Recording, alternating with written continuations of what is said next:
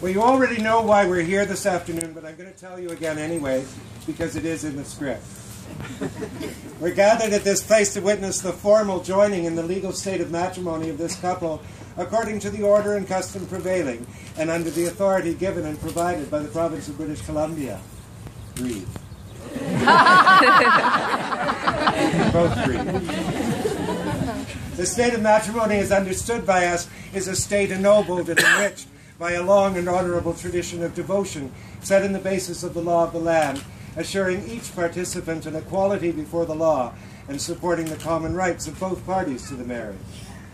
There is assumed to be a desire for a lifelong continued companionship and a generous sharing of the help and comfort that a couple ought to have from each other through whatever circumstances of sickness or health, joy or sorrow, prosperity or adversity the lives of this couple may experience.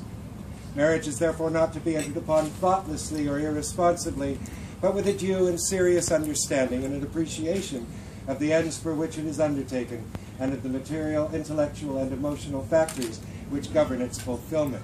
This is a much better side. Marriage is, by its nature, a state of giving rather than taking, of offering rather than receiving. For marriage requires the giving of oneself to support the marriage and the home in which it may flourish. And it is into this high and serious state that Tara and Landon desire to be united in your presence today. So thank you all for being here to support them in this important step in their relationship. We don't create a marriage. A marriage actually happens long before we come to this point. But now we get to be all together and celebrate such a celebration. Celebrate a celebration. That's redundant, but never mind. You get the point. In a civil marriage, there are only two requirements. The first is that there's no legal reason that would prevent the couple from being married. The second is that you agree to be married. So neither one of you is being forced into this, right? No. Okay, I ask you to make the following declarations, and Landon, I'll start with you. Okay. Would you repeat, please? I solemnly declare I solemnly declare that I do not know that I do not know of any lawful impediment of any lawful impediment why I, Landon James Richard Sellers, why I, Landon James Richard Sellers, may not be joined in matrimony may not be joined in matrimony to Tara Champagne Turley Dean. to Tara Champagne Turley Dean. And Tara, would you repeat, please? I solemnly declare I solemnly declare that I do not know that I do not know of any lawful impediment of any lawful impediment why I, Tara Champagne Turley Dean, why I, Tara Champagne Turley Dean, may not be joined in matrimony may not be joined in matrimony to Landon James Richard Sellers. to Landon James Richard Sellers. Wonderful. Would you pass your phone? And I ask you now to join hands. Don't get too close, I haven't told you yet. Okay. We like to center it for the photographers. Does this work for you? Okay, I'm now going to ask you a series of questions. I'll tell you when I've finished the questions, and I'll tell you what the answer should be. Do you, Landon, undertake to afford to Tara the love of your person, the comfort of your companionship, and the patience of your understanding, and to share equally the necessities of life as they may be earned or enjoyed by you?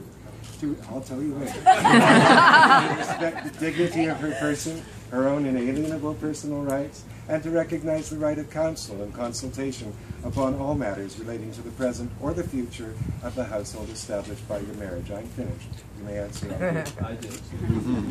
And Tara, do you undertake to afford to Landon?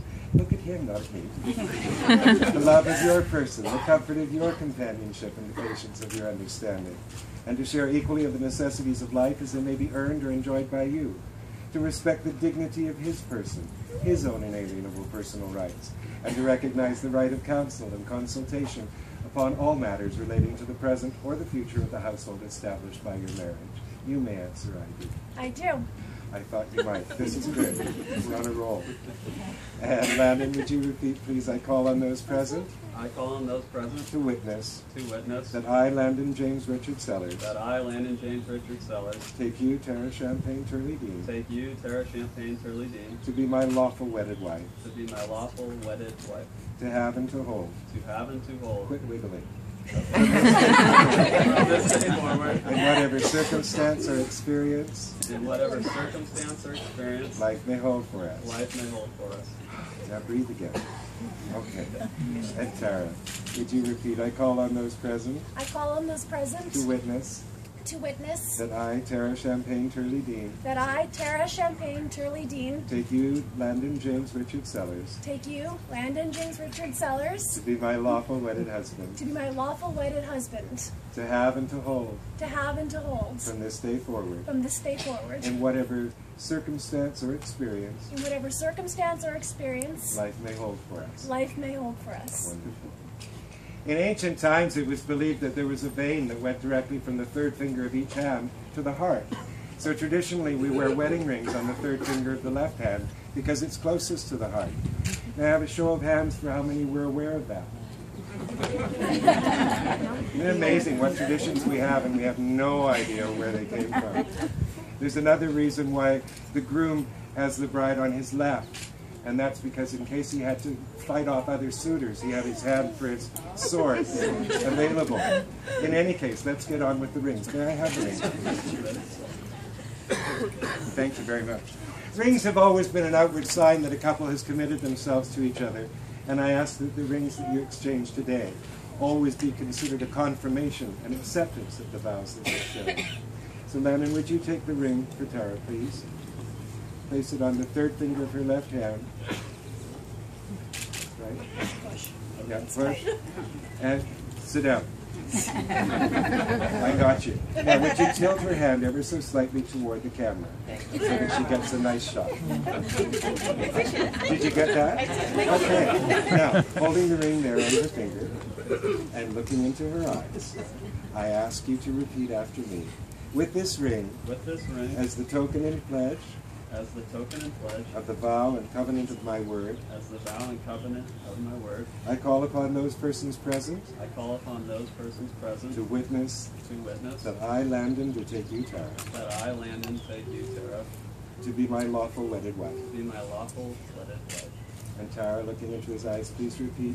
In receiving this ring, being the token and pledge of the covenant of your word, I call upon those persons present to witness that I, Tara, do take you, Landon,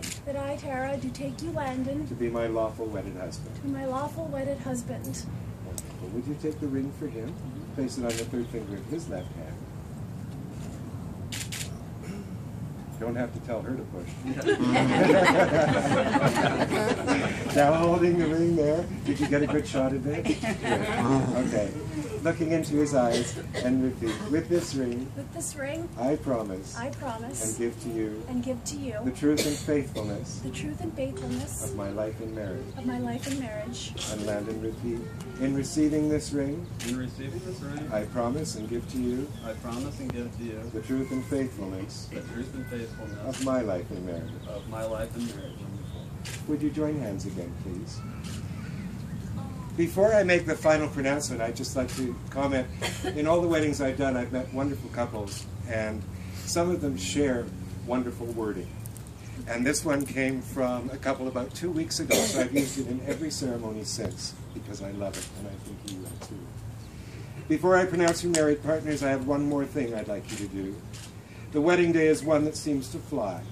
It's a day that's filled with many exciting things that can distract you. Many people remember how fleeting their wedding day was. So I want you to take a few moments to look deep into each other's eyes.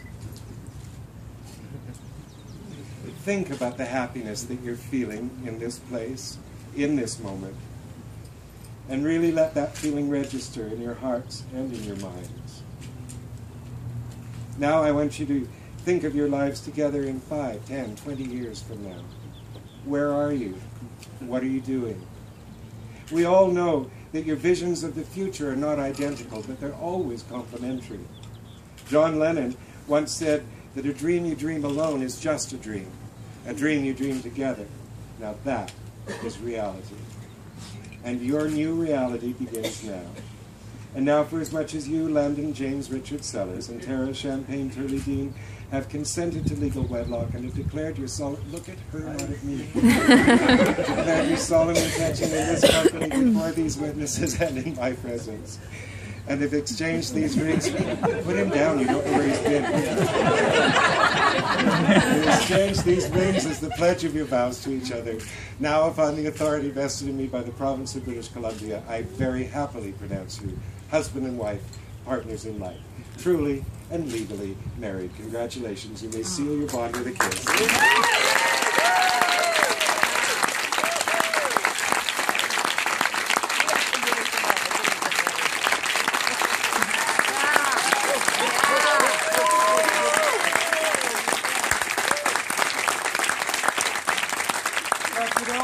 Just hold your positions for just a few moments. We're just going to do a quick signing. We'll be right back. I have some